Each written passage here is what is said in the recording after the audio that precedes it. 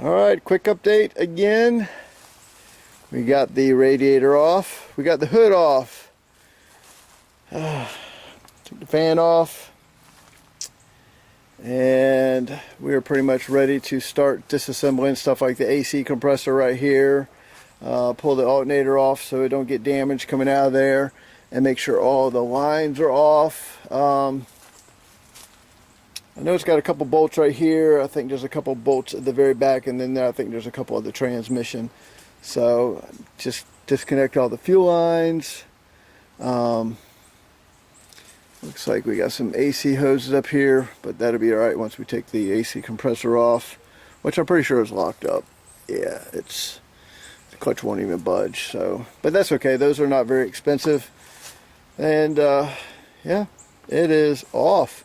Let me tell you something, that radiator was a freaking pain in the butt. It's huge and heavy. So it looks naked without that front clip in the radiator. So let me show you what it looks like. There's the radiator. Has AC condenser on it. Yeah, that thing was just ungodly heavy. So front bumper right there. We got the hood off right there. And we are getting closer. Yes, I managed to get a brand new tire already on this one, so this side's done.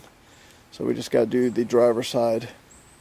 Alright, next will be when it's all stripped down and unbolted and pretty much ready to come out. I should have the track over here to lift that out, but we're almost there.